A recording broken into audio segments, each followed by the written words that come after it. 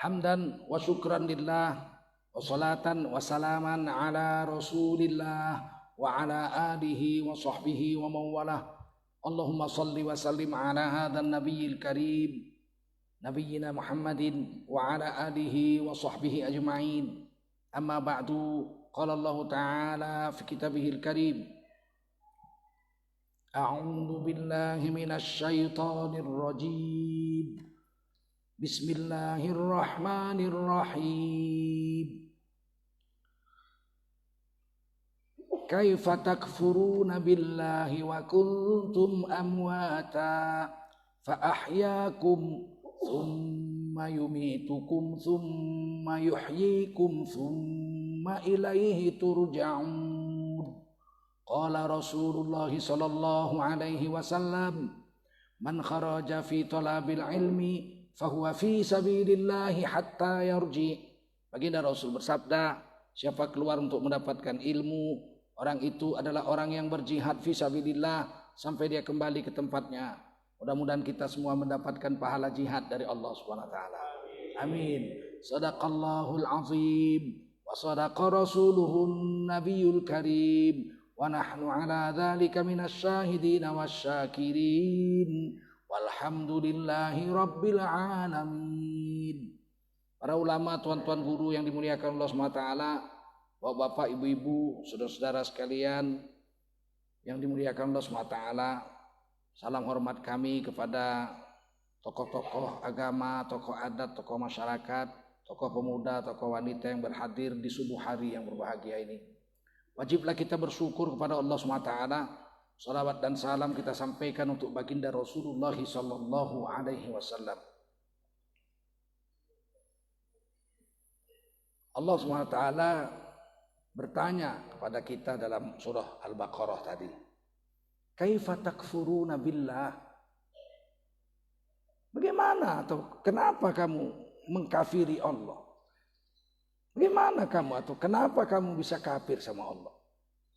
Wa kuntum amwata, padahal sebelumnya kamu itu dalam keadaan mati.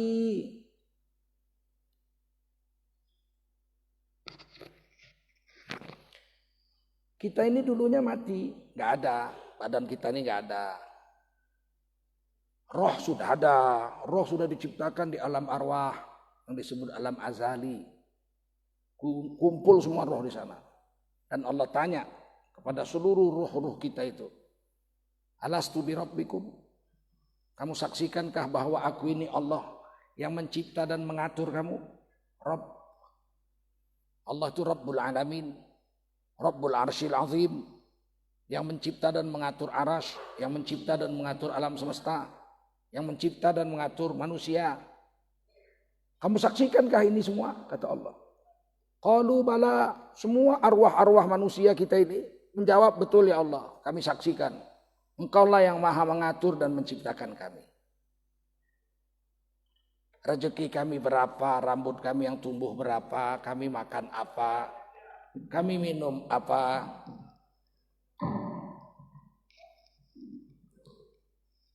Kami ini makan apa, minum apa, semua keperluan kamu sudah kami tetapkan.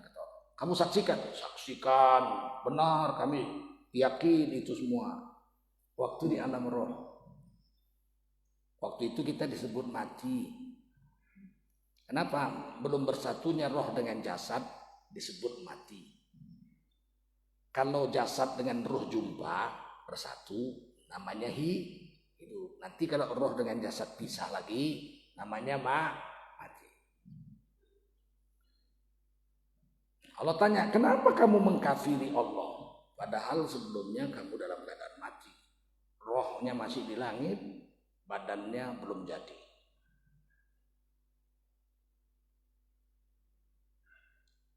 Kemudian kawinlah bapak kita dengan ibu kita. Keluarlah bibit dari bapak kita, yakhruju min bainis sulbi wat taraib. Jumpa bibit bapak kita dengan ibu kita. Dan itu dipilih. Bibit bapak kita itu sekali keluar itu bisa 1,5 juta. Kromosom XX dan XY berlomba-lomba menuju rahim ibu. liang rahim itu cuma sejengkal aja itu, tapi asam sekali. Sehingga banyak yang mati itu bibit-bibit itu. Jutaan mati. Yang lolos paling sedikit. Itu yang sehat-sehat. Yang tahan dengan asam itu. Berlomba-lomba dia. Dia bentuknya bulat gitu. Ekornya gitu. Seperti cebong. Seperti cebong. Kalau ekornya panjang, kromosom X. Y. Kalau jadi nanti jadi laki-laki. Kalau ekornya pendek, kromosom XX. Kalau nanti jadi anak perempuan. Biasanya kalau lomba lari yang menang yang ekornya pendek, karena bebannya lebih ringan.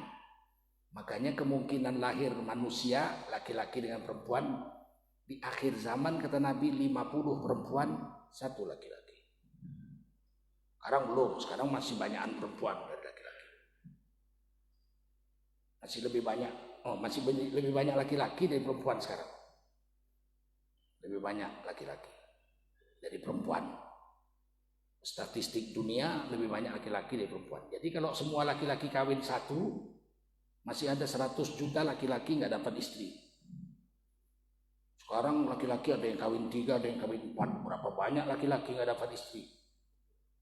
Masih lebih banyak laki-laki 100 juta sekarang di dunia ini. Nanti mungkin ada perang dan sebagainya. Laki-laki 1, perempuan 50. Dan dari 50 perempuan di akhir zaman 40-nya pezina. 10 aja yang baik. Saya pernah baca hadis seorang laki-laki di akhir zaman lewat dikejar 50 perempuan. Diajak zina, ketakutan naik pohon, ditunggu di bawah. Kapan kau gak turun? Saya baca hadis itu menangis. Ya Allah, hendaklah kalau itu terjadi saya sudah mati aja. Mana tahan kita ditunggu perempuan 50 orang bawah. 40 perempuan nunggu di bawah. Saat itu luar biasa jahatnya manusia di dunia waktu itu. Yang lolos menuju dekat rahim, dinding rahim itu paling 40, 20, 30 aja bibit. Menunggu kesempatan masuk. Dia membuka sepersekian ribu detik aja.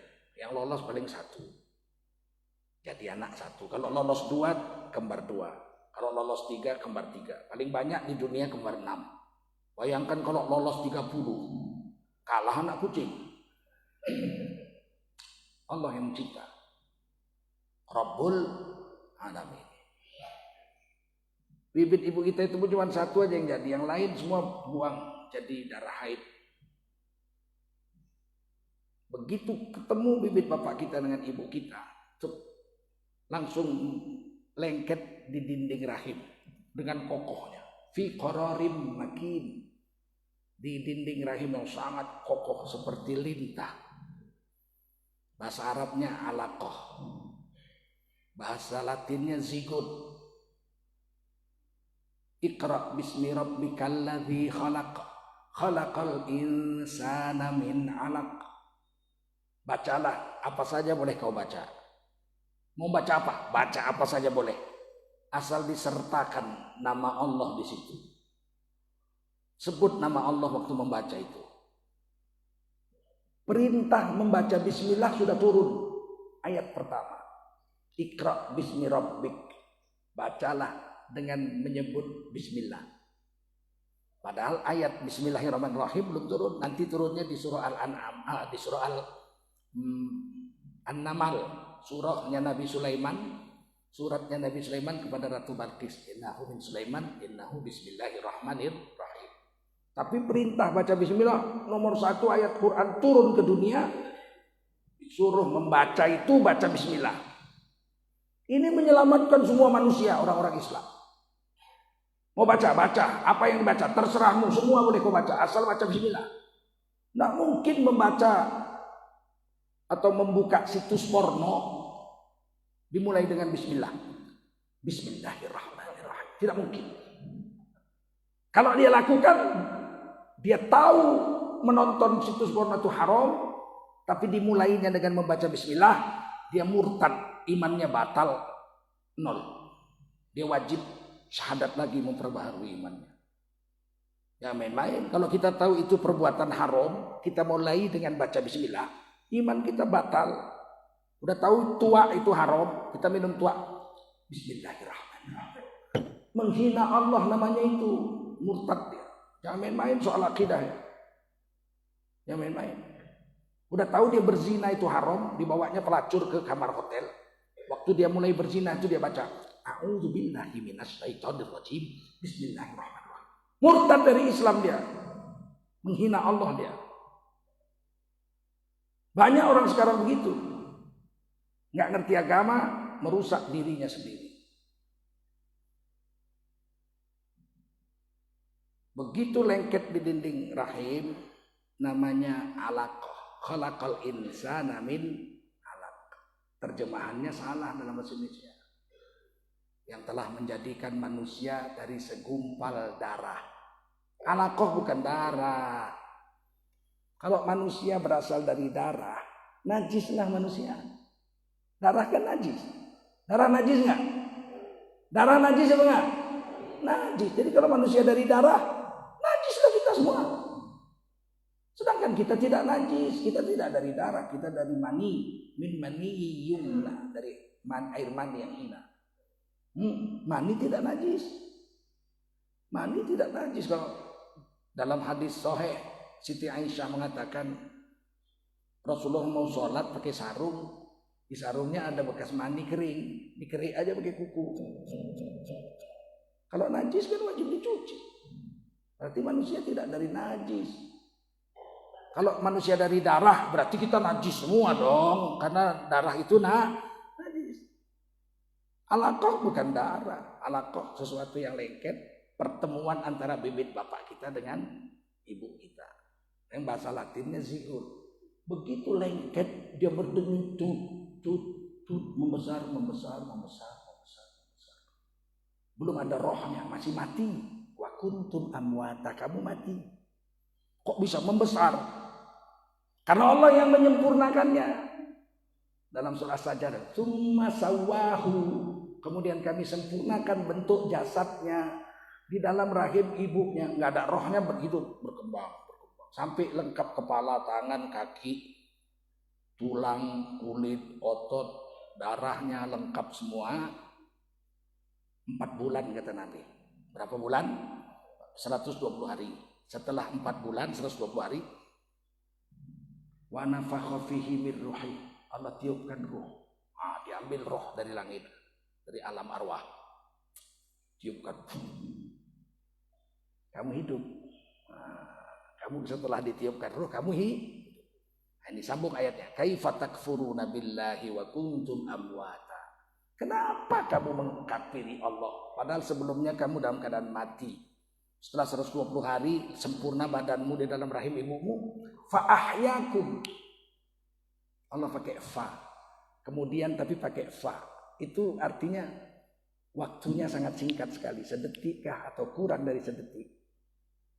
Kalau Allah pakai kata kemudian tapi yang dipakai fa, atofnya fa, itu berarti waktunya pendek sekali. Contoh di surah Yasin, innama amruhu idza arada syai'an ayyaqula lahu kun fayakun. Kalau sesungguhnya kalau Allah mau menciptakan sesuatu, maka Allah cukup perintah jadi, serentak dengan perintah Allah jadi, maka jadi. Waktunya pendek sekali. Fa'ahyakum, setelah ditiup ruh kamu hidup. Begitu hidup 4 bulan dalam perut ibu ditiup ruh hidup, kita mulai makan. Lewat tali pusar kita, ibu kita yang kasih makan. Makanya kalau anak-anak mau jadi orang soleh, ibunya mesti makan yang halal. Supaya anaknya itu dari dalam perut sudah diberi makanan yang halal oleh ibunya. Kalau uang korupsi, dimakani uang riba, dimakani uang menipu, gimana anaknya mau jadi orang baik? Kullukum ra'in wa kullukum mas'ulun an ra'iyati, kata Nabi hadis Bukhari. Setiap kamu pemimpin, kamu akan ditanya tentang apa yang kau pimpin selama hidup. Jangan kasih makan haram. sama bayi kita. Saya heran saya lihat orang-orang yang mau mencari makan cara haram. Dagang, menipu, kerja korupsi, diberinya makan anak bininya, itu kan kejam. Manusia paling kejam di dunia menurut saya adalah seorang bapak yang tega memberikan makanan haram kepada anaknya yang tidak berdosa. Anaknya masih belum akhir balik, masih suci, fitrah. Dikasihnya makan makanan mencuri, menipu, korupsi, jual babi. Pemburu babi, dia dapat babi, babinya dijual. Saya nggak makan celeng, tapi dijual, duitnya saya makan. Sama aja kan, haram juga. Anaknya makan dengan lahap. Bapaknya lihat, mamanya lihat. Oh, lahap anak kita makan. Dalam hatinya apa? Duit mencuri, duit korupsi, duit jual babi. Kan kejam itu manusia seperti itu. Udah tahu dia haram, dikasihnya makan sama anaknya. Anaknya nggak tahu apa-apa, makan anaknya. Ini manusia paling bejat sedunia saya pikir. Memberi makanan yang haram kepada anaknya yang tidak berdosa. Kan sama dengan anak kita kecil, kita kasih minum tua, dikasih ngisap ganja, dia nggak tahu. Sama itu kan? Sama nggak? Kejam kali orang tua seperti itu. Kata Nabi, kullu nabat minal harami, setiap tubuh yang tumbuh dari yang haram, fannaru auladi, lebih layak dibakar di neraka. Yang tumbuh dari yang haram ini dibakar di neraka. Bagaimana nggak kejam orang tua seperti itu? Nah, diceritakan di Quran, setelah ditiup ruh, fa ahyakum, kamu hidup. Begitu masuk ruh langsung hidup detik itu juga. Nah, ketika kita hidup di dalam perut ibu, kita sudah bisa mendengar, sudah bisa melihat, dan sudah bisa merasa di dalam perut ibu. Ini 1400 tahun lebih yang lalu Quran sudah bilang begitu. Manusia baru tahu bahwa bayi itu di dalam perut sudah bisa mendengar dan melihat dan merasa baru sekitar 20-an tahun yang lalu saja. Kalah 1400 tahun ilmu sains manusia dibanding Quran. Itu yang ditulis surah Sajadah. Tsumma sawwahu. Kemudian kami sempurnakan bentuknya di dalam rahim ibunya. Wa nafakha fihi min ruhih. Kemudian kami tiupkan ruh dari langit kepada jasadnya yang ada di rahim ibunya yang sudah 4 bulan tadi itu. Wa ja'ala lakumus sam'a wal absara wal afidah qalilan ma tashkurun. Begitu ditiup roh, kami jadikan kamu bisa mendengar, bisa melihat, dan bisa merasakan perasaan ibumu di dalam rahim ibumu. Tapi sedikit di antara kamu yang pandai bersyukur.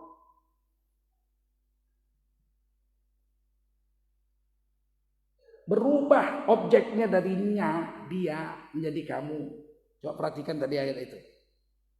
Tsumma sawwahu, kemudian kami sempurnakan bentuk jasadnya di dalam rahim ibunya. Wa nafakha fihi min ruhih, dan kami tiupkan kepadanya roh dari sisi Allah di langit sana. Wa ja'ala lakum, berubah jadi kum, dan kami jadikan kamu. Kenapa berubah dari nya kok jadi kamu? As-sam'a mendengar, wal absar melihat, wal afidah dan punya perasaan. Karena sudah ditiup ruh. Begitu ditiup ruh bisa melihat, bisa mendengar, bisa merasa. Kalau mamanya stres selama hamil, anaknya kemungkinan stres setelah lahir. Qalilan ma tashkurun, tapi sedikit di antara kamu yang pandai bersyukur kepada Allah. Ini kalau dalam bahasa Arab namanya iltifat. Dalam satu kalimat berubah objeknya, dia jadi kamu. Kenapa kamu? Karena sudah bisa diajak bicara, sudah bisa mendengar, sudah bisa melihat. Waktu masih mati, bentuknya masih orang ketiga, gaib, dia. Begitu hidup, kamu. Surah Sajadah.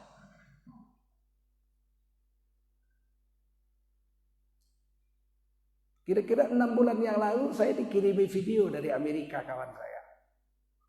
Seorang dokter kandungan memasukkan kamera ke dalam perut ibu yang sedang hamil. Anaknya kembar 2. Dimasukkan kamera dalam perut ibu. Disuting. Ternyata anaknya bertumbuh di perut. Bayi dalam perut bertumbuh.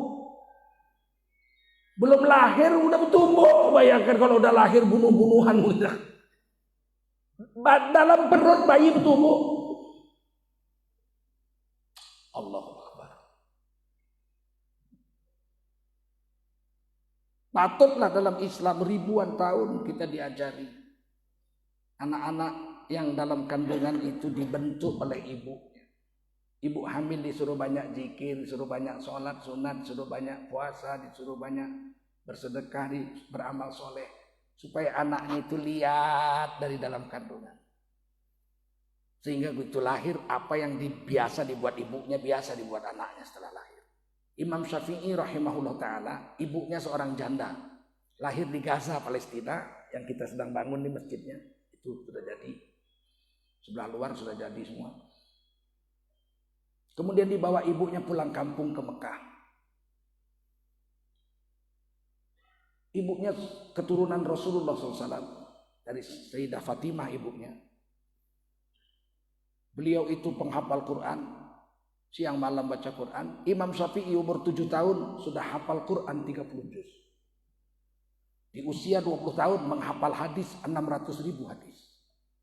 Ini karena ibunya orang hebat. Imam Bukhari. Lahir di Bukhara, Rusia.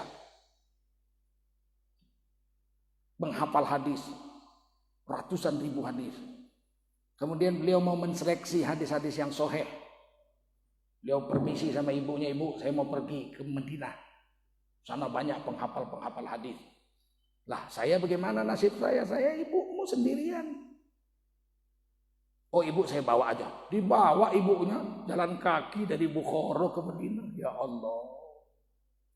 Hasilnya beliau berhasil mengumpulkan 7.700-an hadis.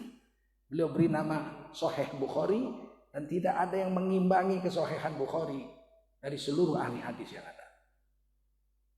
Karena ibunya wanita soleha, diberi makan yang halal, jadi Imam Bukhari, jadi Imam Syafi'i.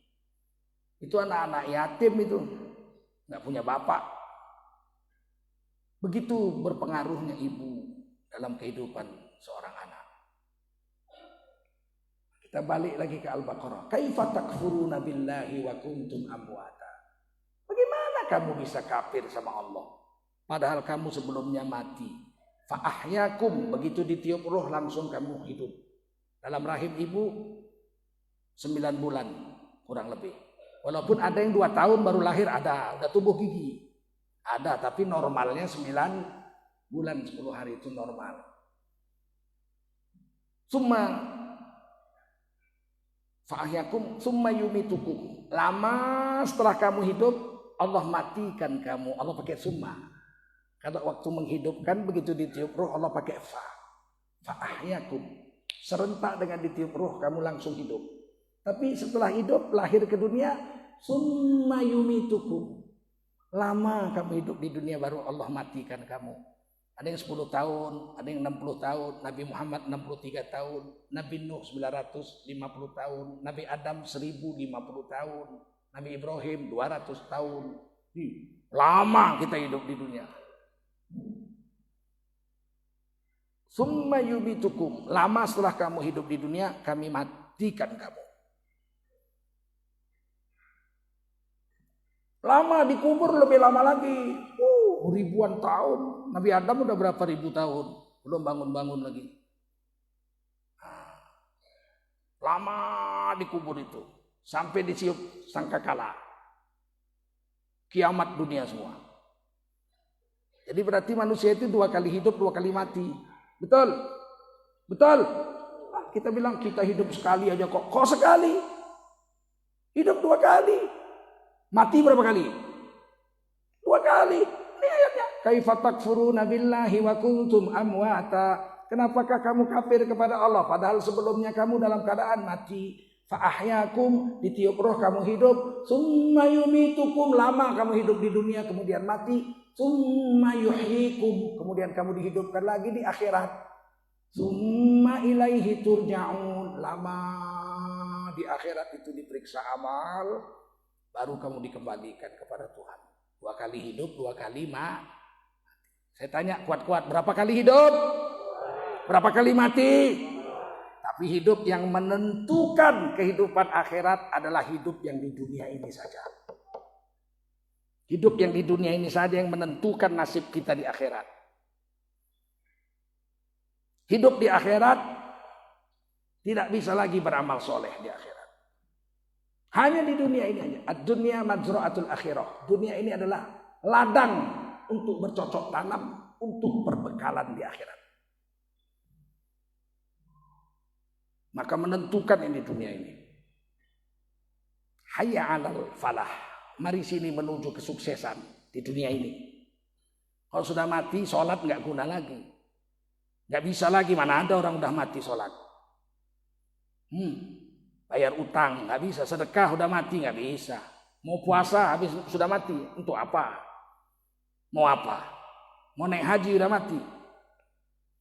Mau zikir udah mati, nggak bisa. Justru waktu hidup inilah sebanyak-banyaknya menanam bekal supaya di kubur kita menunggu panen, di akhirat kita memetik hasil panen. Alangkah bahagianya orang dalam kubur kalau hasil panen yang ditunggunya banyak.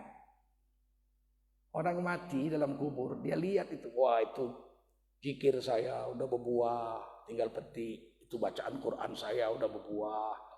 Itu sholat saya seumur hidup sudah berbuah. Itu haji saya sudah berbuah.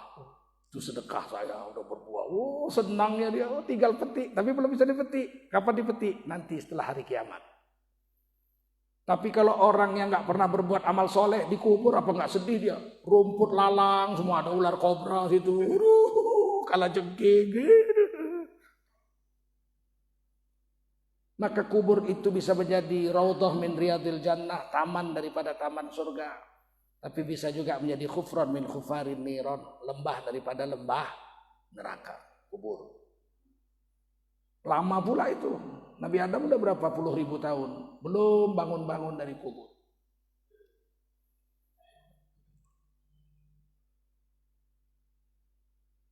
Nanti sangkakala ditiup. Habis ini alam semesta, hancur semua. Matilah apa yang di langit dan apa yang di bumi. Kecuali yang Allah jaga tidak mati.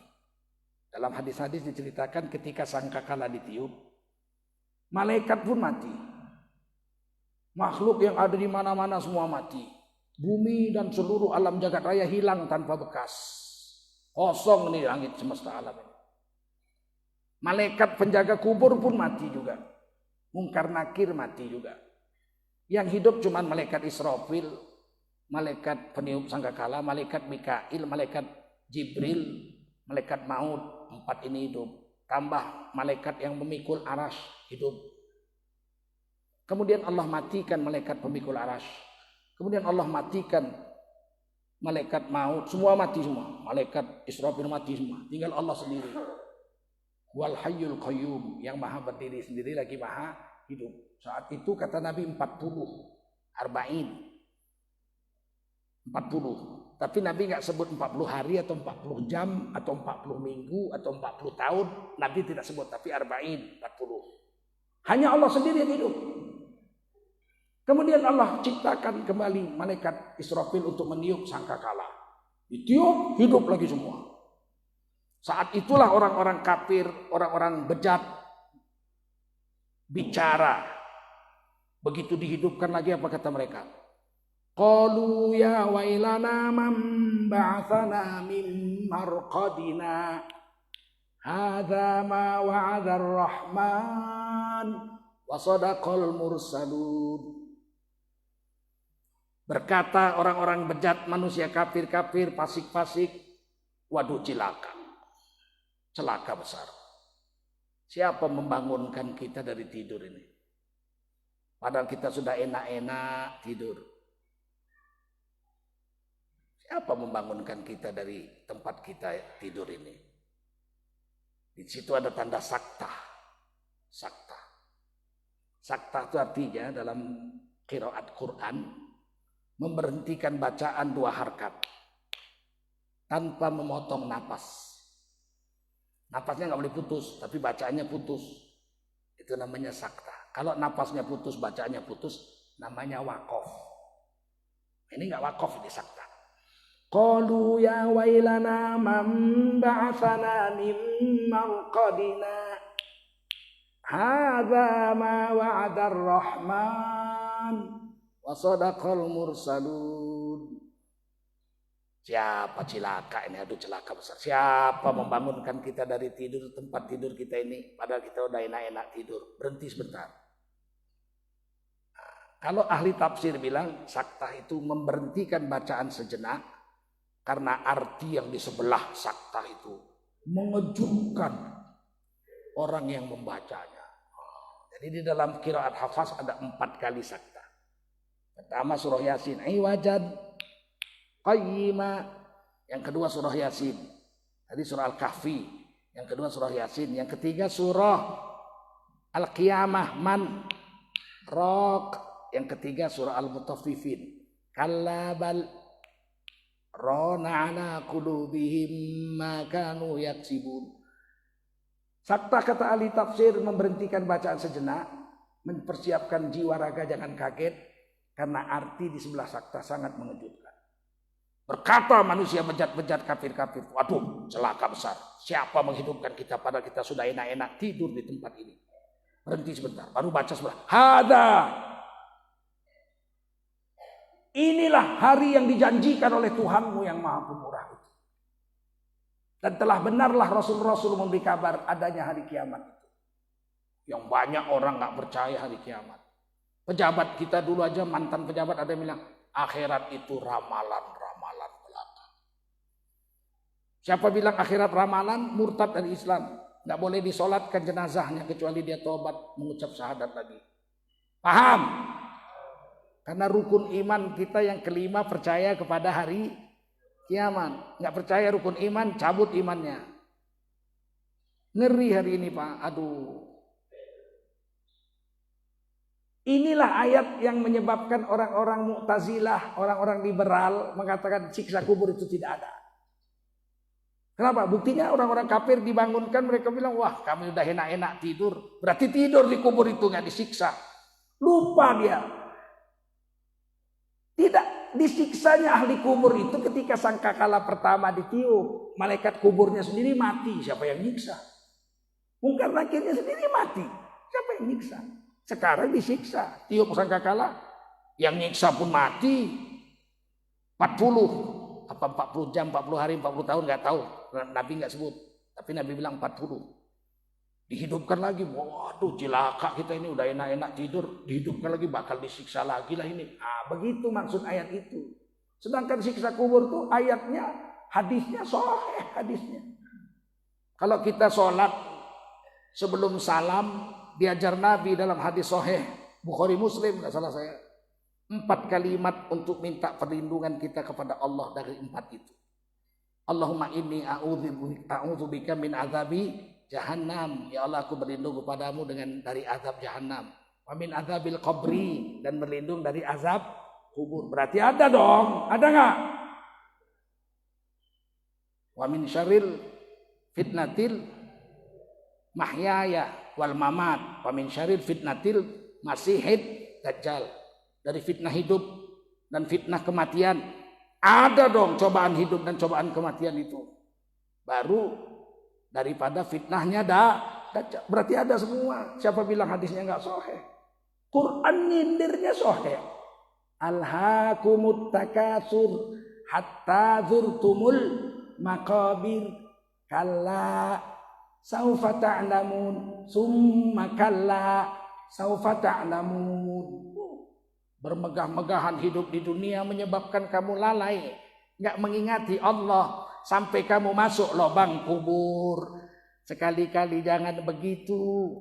nanti kamu akan tahu nasibmu di dalam kubur. Tsumma kalla, kemudian daripada itu sekali-kali janganlah kamu lalai dari Allah, nanti kamu akan tahu nasibmu di dalam kubur. Berarti di dalam kubur ada sesuatu. Setuju? Setuju?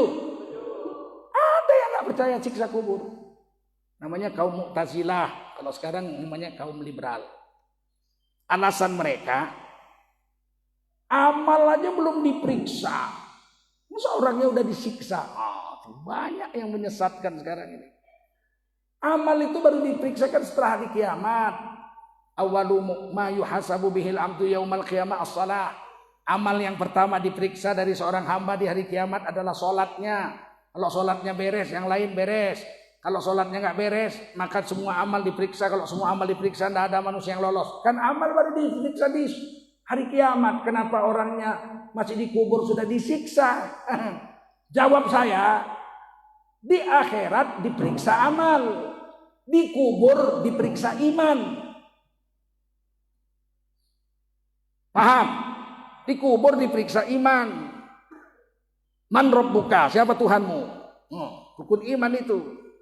Ma imamuka, kitab suci apa yang menjadi pedoman hidupmu? Rukun iman itu.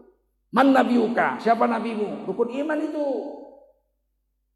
Ditanya di kubur itu, kalau beres imannya, dikubur menjadi taman daripada taman surga. Gagal diperiksa iman, disiksa sampai hari kiamat. Namanya siksa kubur, azabul qabri. Azabul qabri. Di hari kiamat diperiksa sholat. Gagal pemeriksaan amal di akhirat, masuk neraka. Siksanya lebih ngeri. Dalam neraka itu kata Allah, wala yamutu fiha wala yahya. Mereka mati pun tidak, hidup pun tidak. Berarti setengah mati di neraka itu. Wala yamutu fiha wala yahya. Mereka di dalam neraka itu hidup tidak, mati pun tidak. Oh, jangan main-main.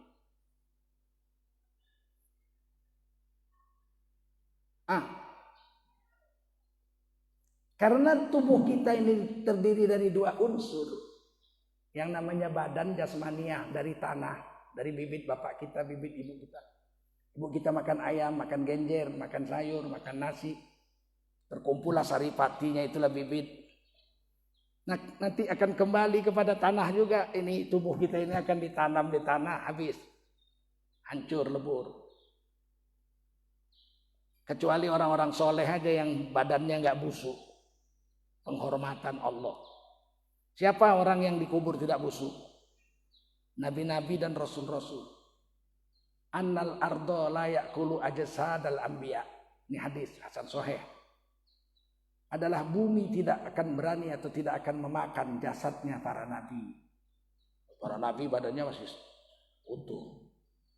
Nabi Samuel, Nabi Daniel, ya, ada Nabi Daniel. Jadi Nabi itu 124.313 Rasul, 25 Rasul yang wajib kita kenal, 5 Rasul ulul azmi, 1 Sayyidul Anbiya wal Mursalin. Jadi sahabat Nabi Abu Musa al-Ash'ari memimpin perang, menang, itu negeri dikuasai. Tiba-tiba jumpa mayat seorang nabi memeluk kitab sucinya di dadanya. Enggak busuk. Nabi itu Nabi Daniel. Ya, ada Nabi Daniel, Nabi Samuel, enggak pernah dengar ya? Nabi Sam'un, Nabi Zulkarnain. Ini nabi-nabi, bukan saya. Oleh Abu Musa al-Ash'ari, tawanan perang yang harus dihukum mati, disuruh menggali lubang di tengah-tengah sungai. Dibendung sebagian buat lubang. Kemudian jenazah Nabi Daniel dikubur di lubang di dalam dasar sungai. Kemudian ditimbun batu-batu jadi sungai lagi. Baru tawanan perang dibunuh semua. Sehingga nggak tahu orang di mana kuburan Nabi Daniel itu. Badannya nggak busuk ribuan tahun. Siapa lagi yang tidak busuk jasadnya dalam kubur? Para penghafal Quran. Para penghafal Quran tidak busuk. Siapa lagi yang tidak busuk di dalam kubur? Orang-orang yang syahid membela agama. Waktu perang Afghanistan lawan Soviet, perang itu. Mati ditinggal aja jenazahnya itu, tinggal. Malam-malam mujahidin kita merayap itu untuk mengambil jenazah orang-orang yang Islam. Itu malam-malam ketahuan yang mana Islam yang mana kafir dari mukanya. Begitu telungkup dibalikkan wajahnya bercahaya. Oh, ini Islam. Kalau yang kafir-kafir satu malam aja udah busuk. Yang bercahaya Islam angkat. Dikuburkan di satu lubang. Kan nggak perlu dimandikan orang mati syahid. Setelah Soviet kalah, Afghanistan merdeka, mereka pindahkan jenazah itu ke kota. Dibongkar kuburannya. Wah, masih ada yang ketawa di kubur itu. Darahnya masih mengalir, harum seperti minyak kasturi. Itu zaman sekarang bisa dilihat dengan mata, di video kan pun.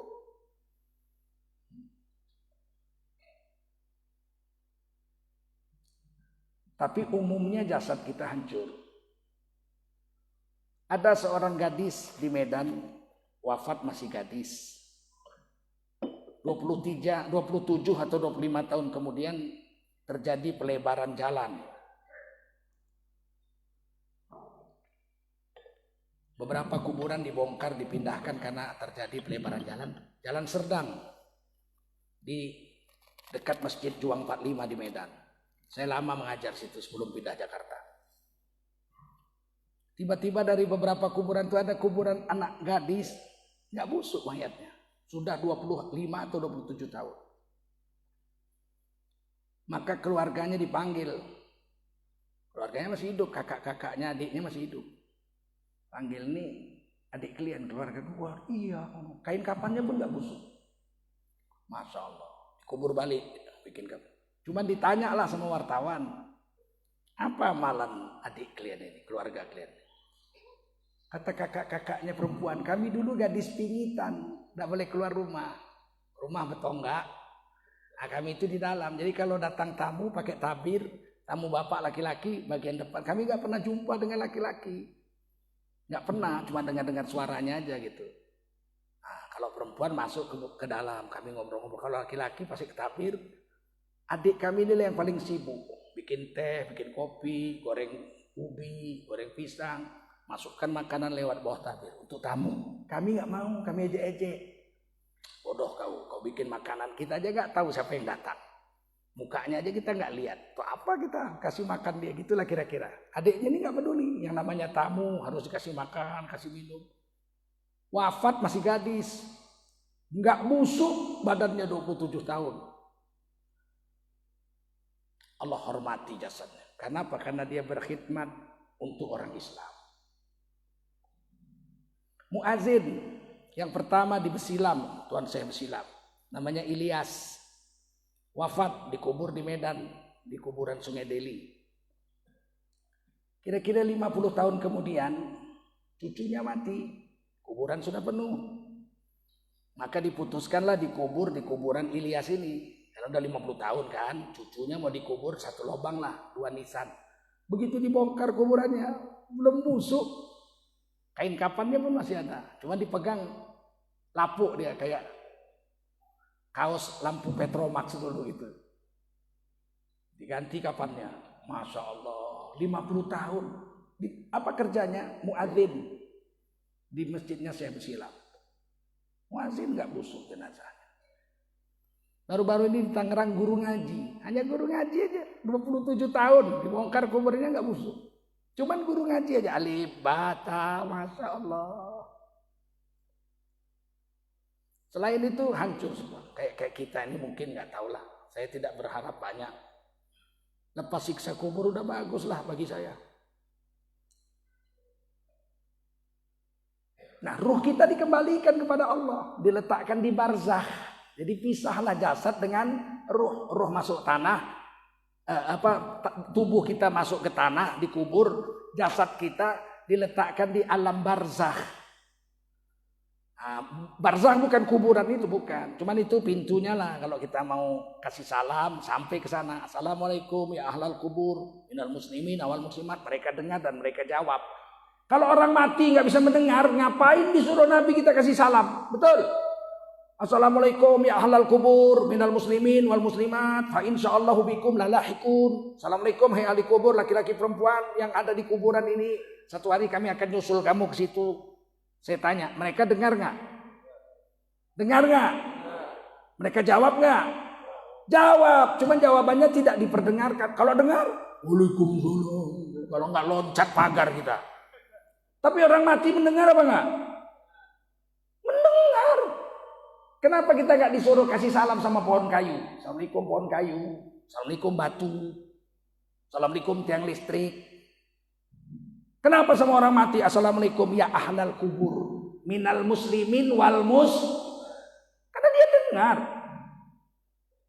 dia lihat. Perbaiki akidah, keyakinan sama Allah dan hadis Quran ini. Perbaiki, jangan ngotot. Udah mati kok, udah mati dengar. Siapa bilang nggak dengar?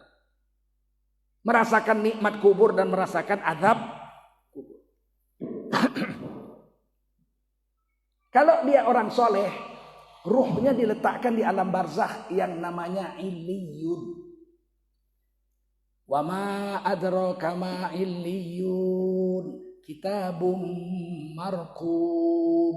Tahukah kamu apa itu illiyun? Itu adalah tempat yang pasti untuk roh orang-orang yang soleh.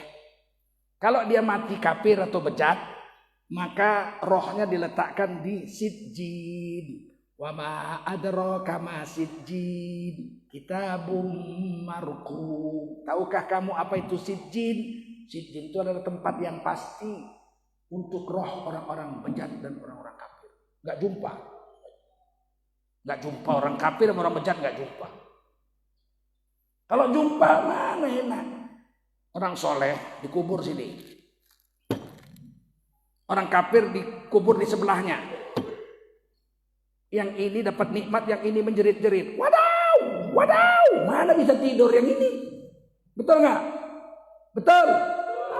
Makanya tidak sama walaupun sebelah-sebelahan kubur. Yang ini koruptor, yang ini hafiz Quran. Nggak dengar nih ini siksa yang ini.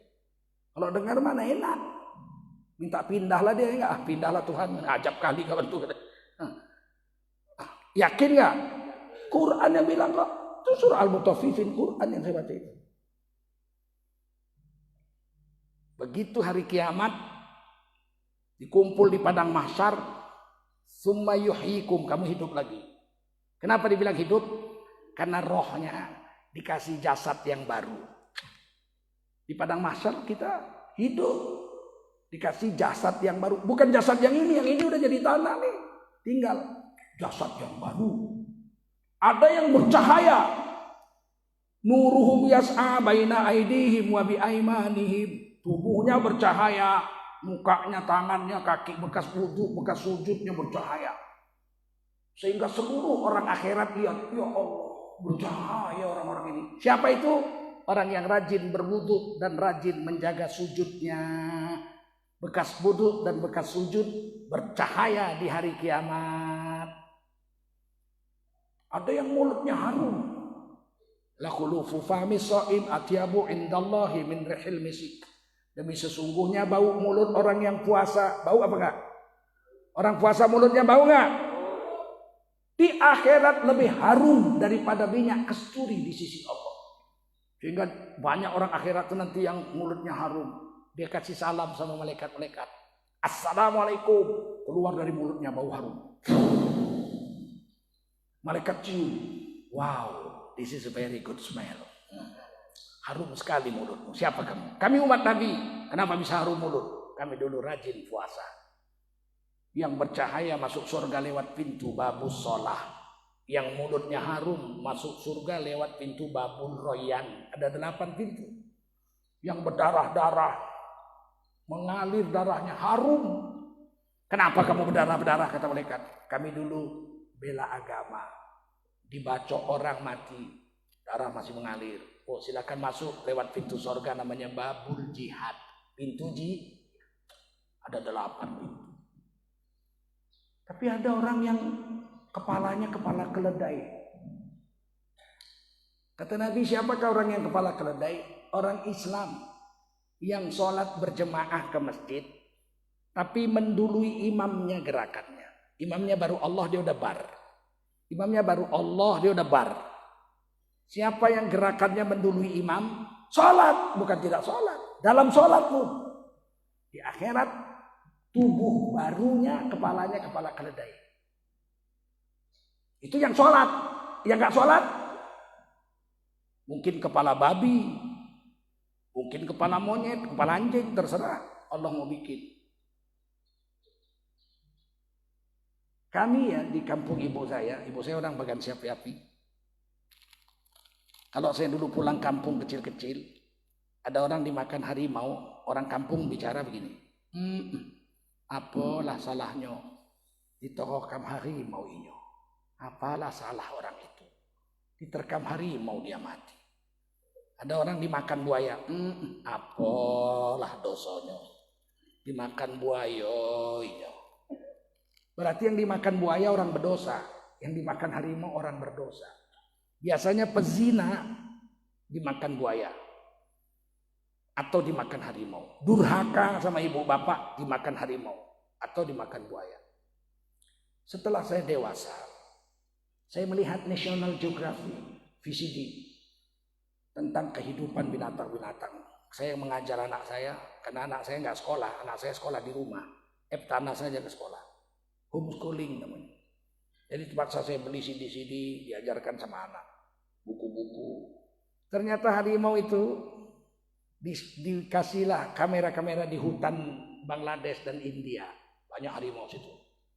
Ternyata harimau kalau mau makan orang, ditengoknya dulu kepala orang yang mau dimakan. Sujud dia dulu.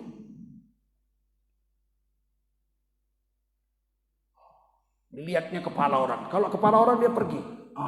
Nggak jadi dia makan.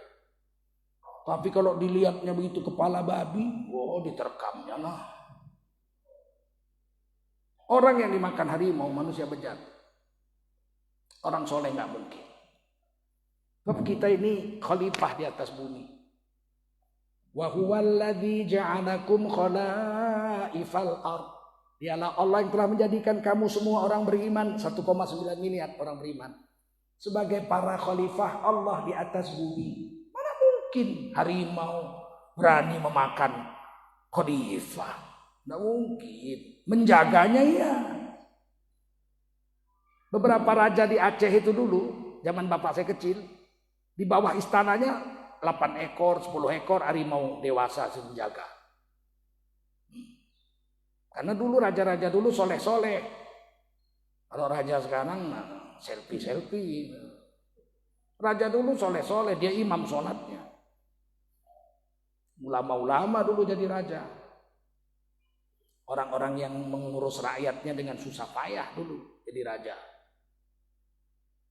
Pejuang-pejuang kemerdekaan dulu jadi raja, sultan-sultan, pangeran-pangeran itu perang melawan Belanda. Memimpin rakyatnya melawan kezaliman. Tidak menzalimi rakyatnya.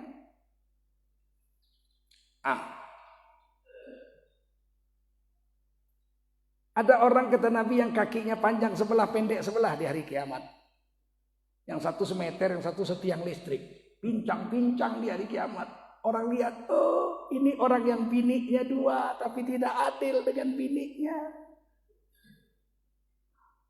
Diberi jasad yang baru tergantung amal kita. Kalau soleh, badan kita hebat. Lebih hebat dari yang di dunia ini. Tapi kalau jahat, di sana diberi jasad yang hina.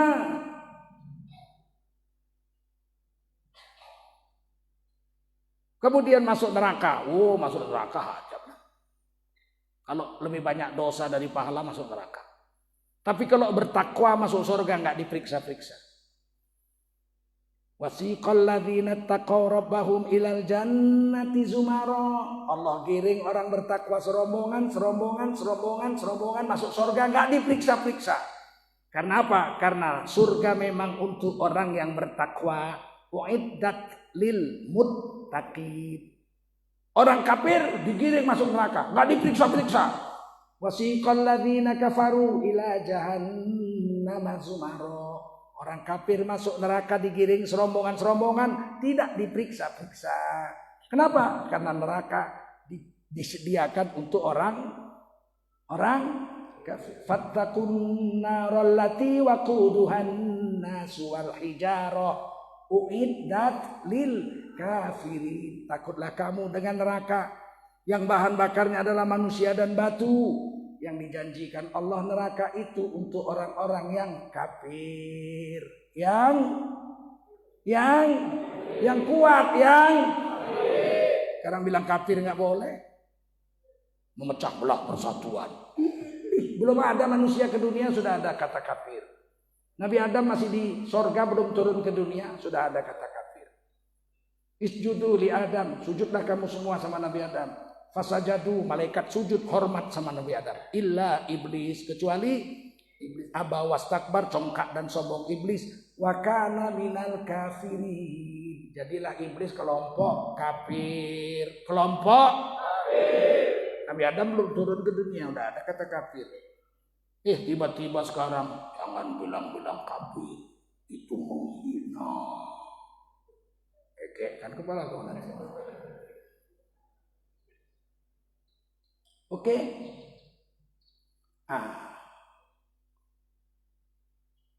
Badan kita ini harus dikasih makan supaya sehat, supaya kuat, bertenaga.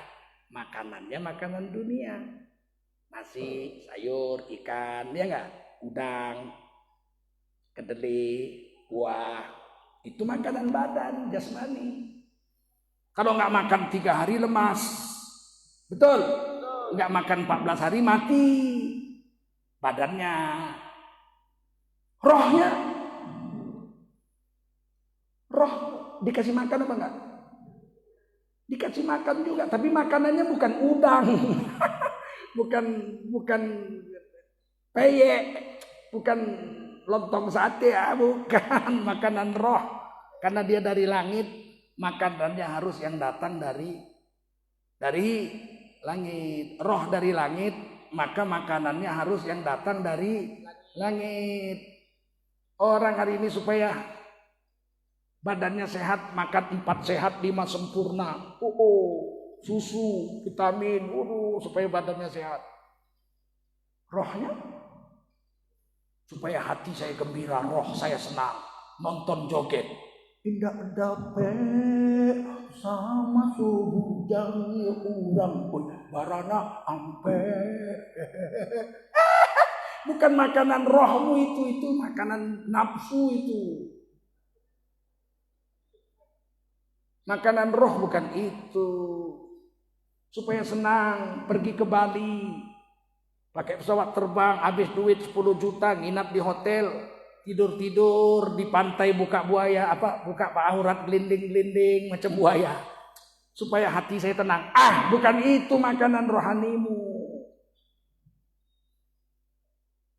Makanan rohani yang dari langit, sholat, baca Quran, zikir, sedekah, pergi umroh, puasa, silaturahim, mujahadah, bela agama, itu makanan roh. Hari ini roh orang lemah karena gak dikasih makan. Ngaji aja seminggu sekali aja khutbah Jumat. Itu pun tertidur pula. Khutbah Jumat tertidur. Barakallahu li wa lakum fil Qur'an, yang baru terbangun. Tidak sempurna sholat laki-laki. Sholat Jumatnya tidak sempurna jika dia tidak mendengar khutbah. Karena sholat zuhur itu 4 rakaat. Jumat hanya 2 rakaat. Kurang 2. 2-nya di mana? Kata Nabi, 2-nya itu mendengar khutbah. Makanya kalau ngantuk, kata Nabi, pindah duduk. Ngantuk nih, nggak tahan lagi ngantuk. Pindah duduk. Berdiri, pindah duduk. Supaya tidak ngantuk dan bisa mendengar khutbah. Dan khutbah Jumat itu pendek, ringkas, tegas, keras. Isinya wasiat takwa. Menakutkan orang berbuat maksiat, menggemarkan orang berbuat amal soleh. Itu isi khutbah. Tidak boleh isi khutbah itu padi. Saudara-saudara, padi unggul buatan Jepang. Itu kalau ditanam tumbuh, kalau dipupuk subur, kasih air yang cukup dia gemuk, kemudian berbuah, kemudian dipanen 1 hektar 9 ton. Barakallahu li wa lakum fil Qur'anil azim. Enggak sah Jumat. Dia harus menggemarkan berbuat amal soleh, menakutkan berbuat maksiat. Basyira wa nadhira. Kabar gembira dan kabar takut. Itu khutbah Jumat. Itu makanan rohani. Seminggu sekali tidur. Ada yang terlambat lagi. Masuk sudah barakallahu li wa lakum fil Qur'anil azim baru masuk sambil buang rokok lagi. Bagaimana rohaninya mau hidup? Baca Quran tidak bisa sampai mati. Buta huruf. Bahasa Inggris, I just want to tell you that English is the most important language in the world. Fasih kali bahasa Inggris. Giliran baca Quran bilang Ramadan aja Ramadan. Marilah kita menyambut bulan suci Ramadan. Nah, bukan Ramadan Pak, Ramadan. Sama aja nih itu. Mana sama? Ramadan bulan suci. Ramadan sakit mata yang sudah hampir buta. Mim dal, Ramadan sakit mata yang sudah hampir buta. Dinyanyikan lagi. Marhaban ya Ramadan, marhaban ya Ramadan, marhaban ya Ramadan. Selamat datang sakit buta, selamat datang sakit buta. Dari presiden sampai kepala desa salah semua. Marilah kita menyambut bulan suci Ramadan. Ramadan.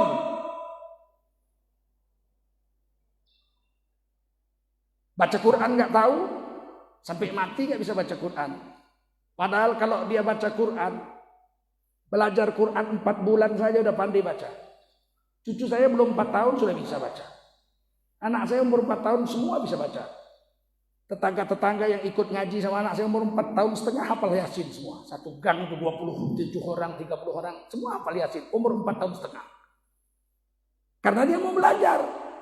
Ada yang udah umur 40 tahun nggak bisa baca Quran karena nggak mau belajar. Belajar 4 bulan aja. Sekarang sistem Iqra itu cepat sekali. Dua-dua dia. Kalau saya dulu kan semua alif, ba, ta, sa, jim, ha, ho, dal, zal, ro. Semua tuh lama. Sekarang 2. Aba, aba, a, baba, baba, ba, a, baba, baba, ba, baba, a, baba, baba, a. Ba'a, oh ba'a kok namanya, ba'a kok bahasa lawak kok. Besok tambah 1, bata, baba, baba, tata, baba, tata, bata. Aku merek sepatu kok bata kok, ada pe apa baca kok. 4 bulan pandai. Itu makanan rohani. Kalau jiwa kita resah, baca Quran. Terobati kesusahan jiwa. Hati gelisah, ala bidzikrillahi tatmainnul qulub. Ketahuilah dengan zikir hatimu jadi tentram. Zikir. Ini kita istri kita marah-marah supaya jangan marah dikasih duit. Bukan makanan itu. Kalau istri marah-marah kasih agama. Kenapa istriku ini seminggu ini marah terus? Oh, sudah 5 tahun nggak pernah kami berdua-duaan. Nah, cutilah. Nah, cuti 3 hari, Jumat, Sabtu, Ahad, bawa istri jalan-jalan. Tengok jam gadang, Iko jam gadang. Oh, alah 5 tahun nggak pernah siko bang. Kita tinggal di Solo, dakeknya nggak ada pikir. Kalau banyak duit, bawa dia pergi umroh. Nggak ada duit, bawa dia di pinggir Danau Singkara, berendam-rendam kaki. Ada sih kok bang, tidak ada piti. Diberi makanan jiwanya, bawa dia zikir, bawa dia ngaji, bawa dia sholat berjemaah. Kalau udah marah-marah, bawa dia jalan-jalan ngaji. Ada pengajian di Bukit Tinggi, ayo kita ke sana pergi. Itu makanan rohani. Jangan istri marah kasih duit, istri marah kasih duit. Duit bukan makanan rohani itu, makan dari jasmani. Jasmaninya sehat, rohaninya rusak. Nanti manusia mati dengan hobinya. Kalau hobinya agama, mati dengan agama. Hobi zikir, mati zikir. Hobi sholat, mati sedang sujud. Hobi sedekah, mati sedang sedekah. Ada ibu-ibu suka sekali memasak. Kalau ada orang pesta, dia memasak, tidak dibayar. Khidmat saja. Besar kali pahalanya itu. Semua orang yang makan makanannya itu, sholat, zikir hari itu, semua sama dia pahalanya. Dia suka kali, biar aku yang masak, biar ambo yang masak. Tidak dibayar. Itu aja hobinya, menolong orang. Para lek gadang, dia yang nolong. Matinya sedang berkhidmat untuk agama. Manusia mati dengan hobinya. Hobinya nyanyi, mati sedang nyanyi. Hobinya mencuri, tertangkap mencuri Honda, dipukuli orang sampai mati. Hobinya korupsi, tangkap masuk penjara. Begitulah. Maka kita mau hobi kita itu pilih. Pilihlah hobi yang bersangkutan dengan agama. Yang kalau nanti mati, kita mati dengan hobi itu. Pilih. Hobi zikir, mati sedang zikir. Hobi baca Quran, mati sedang baca Quran. Hobi umroh, mati sedang umroh. Ada duit sedikit umroh. Duit sedikit umroh. Hobinya bersilaturahim, mati sedang silaturahim. Orang yang sedang silaturahim itu dipayungi malaikat. Dan dia berjalan di sayap-sayap malaikat. Kita ini mau pergi nih, yuk kita pergi kemana? Ke Pasaman. Ada mama kita di Pasaman, udah 10 tahun tak jumpa, katanya sakit. Amo pergi dari sini ke Pasaman, jauh tuh, di tengah jalan mati, kecelakaan. Matinya syahid di sisi Allah. Jadi pilihlah, hobi ngaji seperti ini, nanti mati sedang mengaji. Saya udah 2 murid saya sedang ngaji gini mati. 1 baru siap mengucap la ilaha illallah. Saya bilang tidak ada rukun Islam yang gak hebat. Yang pertama syahadat. Siapa syahadat? Dosa kafirnya 100 tahun dibunuh, dihapus semua. Seperti bayi baru lahir dari rahim ibu. Mari mengucap la ilaha illallah semua. Sekali lagi, la ilaha illallah. Sekali lagi. Tiba-tiba ketua RT-nya, ketua RW-nya baru kata sambutan. Habis mengucap 3 kali itu.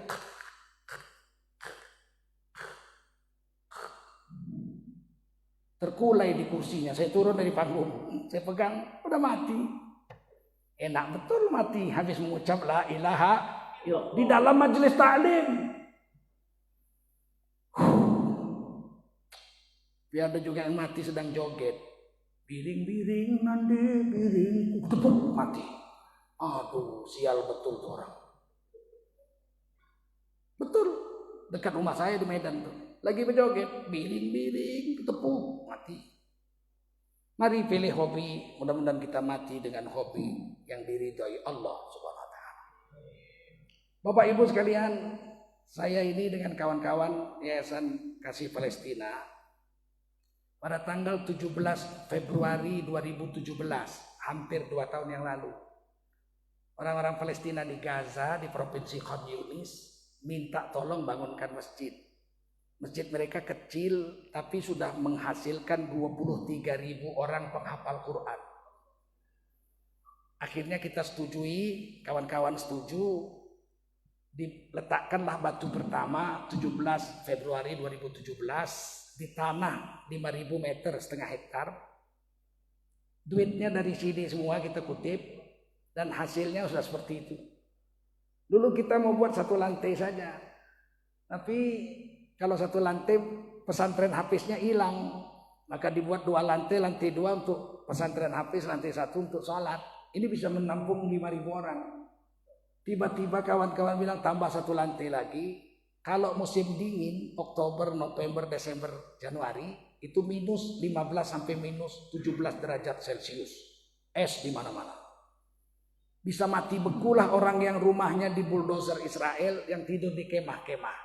Maka mereka yang rumahnya tinggal kemah-kemah karena dibom Israel, dia bisa tidur di lantai 3 masjid kita. Di musim dingin seperti sekarang ini. Yang Oktober, November, Desember, Januari. Dia bisa tinggal di atas. Inilah nanti tanpa akhirnya. Sekarang kita sedang memasang marmer lantai Pak Ya, insya Allah mari kita sumbangkan harta kita, masukkan tangan kita ke dalam kantong itu, memberi atau tidak memberi, masukkan, niatkan ini 10 juta, nanti Allah akan beri pahala 10 juta. Kalau kita masukkan 50 ribu kurang banyak, maka kebanyakan ambil baliknya. Masukkan 50 ribu, ambil baliknya 30 ribu, nggak apa-apa, nggak usah malu-malu. Karena sedekah ini semampunya, tidak dipaksa sedekah dengan terpaksaan. Mudah-mudahan Bapak Ibu bisa membantu segera pembangunan ini, dan kalau sudah selesai, saya akan mencoba dengan kawan-kawan beberapa orang untuk meresmikan masjid ini di Palestina atas bantuan pemerintah Turki tentunya dan Mesir, karena masuk Israel lewat Mesir atau lewat Turki. Yang sudah janji lewat Mesir. Lewat Mesir kita akan masuk dari Rafah untuk sampai ke masjid ini. Siapa tahu Indonesia nanti Palestina merdeka, kita bisa pergi ke sana, sholat di sana. Ini kami beri nama Masjid Istiqlal Indonesia, Masjid Kemerdekaan Indonesia. Ya, diberi nama Istiqlal Indonesia. Dan bapak-bapak ibu-ibu bisa lihat di Google atau di internet, ketik di situ Masjid Istiqlal Indonesia Gaza Palestina, akan muncul. Laporannya sudah sampai kemana, duitnya dari mana, sudah membangun apa, ini dipakai sholat Idul Adha dan Idul Fitri. Ya, ini dia memang mahal sekali karena di sana bahan-bahan semuanya impor, nggak ada buatan Palestina, itu nggak ada. Maka saya minta jangan segan-segan, mari dibantu ini. Ya, mereka gembira sekali. Ini suasana ketika mau Idul Adha. Itu bendera merah putih. Kenapa Kuwait tidak bantu? Brunei nggak bantu? Mereka bantu, tapi dibom lagi sama Israel. Kenapa? Kuwait rakyatnya cuma 350 ribu, Brunei cuma 250 ribu orang. Nggak takut Israel. Tapi kalau Indonesia mereka takut. 2 tahun yang lalu kurang lebih Agim seperti ini juga mengumpulkan duit untuk membangun rumah sakit Islam. Dan tuh dibom tuh 205 yang rusak itu. Jadi setelah jadi rumah sakit Indonesia yang dibangun Agim dan kawan-kawan, kanan kirinya dibom 1 bulan kemudian. Tapi rumah sakitnya enggak, karena ada merah putihnya, enggak berani mereka. Saya berharap ini kalau jadi nanti di puncak menaranya kita buat 45 meter, yakni tahun kemerdekaan Indonesia. Ada bendera merah putih dan bendera Palestina, insya Allah nggak berani mereka mengganggu ini. Itu yang kita harapkan. Nah, inilah ya perkembangannya. Tolong dijalankan ya.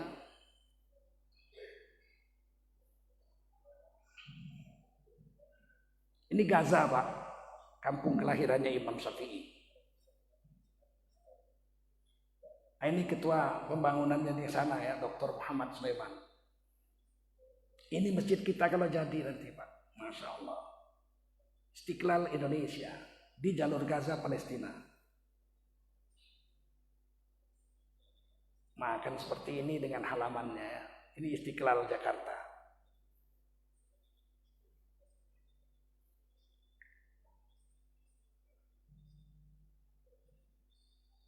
Itu di Provinsi Khan Yunis. Di seberang masjid kita ada tanah kuburan. Orang-orang yang mati syahid berperang melawan Israel disolatkan di masjid kita ini dan akan dikuburkan di seberang jalan di kuburan pemerintah Palestina.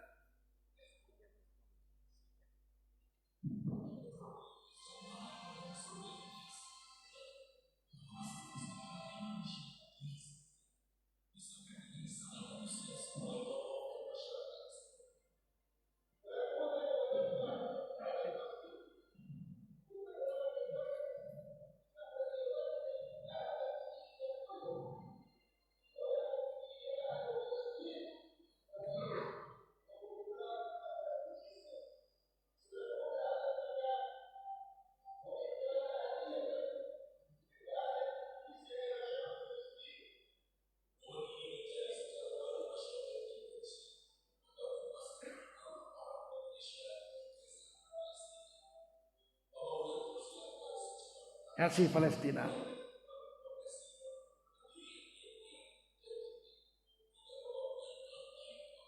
Sangat kokoh sekali, tiang-tiangnya juga.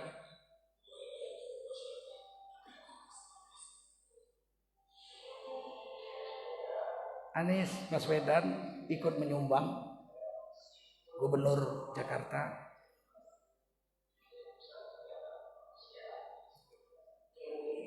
Ini Tengku Zulkarnain.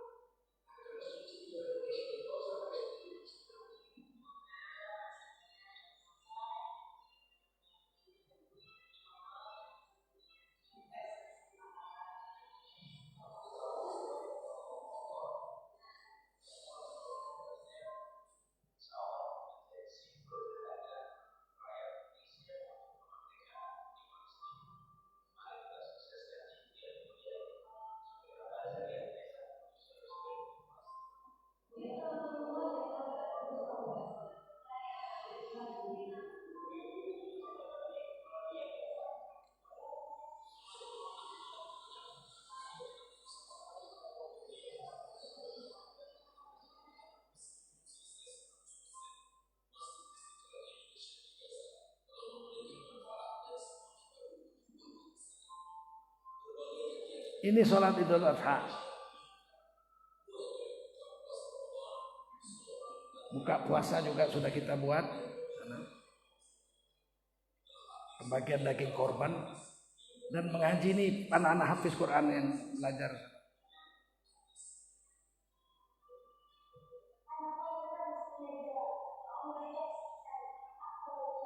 Ini pembaca-pembaca Quran. Penghafal Quran di masjid ini. Semoga cepat selesai. Nah, ini tiang-tiangnya Pak. Awal-awal dulu. Sekarang sudah berdiri 3 tingkat.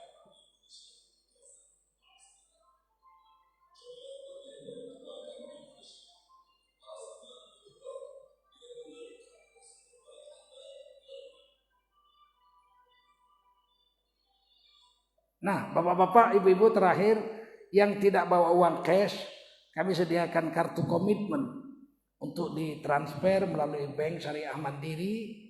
Ini dibelah 2, bapak ambil isi nama, nomor telepon, dan berapa mau disedekahkan silakan terserah saja. Boleh sebulan, boleh 2 bulan, boleh 3 bulan, 4 bulan, setahun dicicil dan tidak akan ditagih sebagai hutang karena ini niat dan komitmen saja. Tapi siapa yang mau mentransfer 3-4 bulan sekali kita akan bawa uangnya langsung ke sana, dibawa oleh relawan-relawan kita. Silakan Bapak Ibu yang mau mengambil kartu transfer ini ke depan, insya Allah kita akan berikan kenang-kenangan Sal Palestina. Masya Allah. Allahu Akbar. Ya, silakan lagi Bapak-bapak yang mau ya.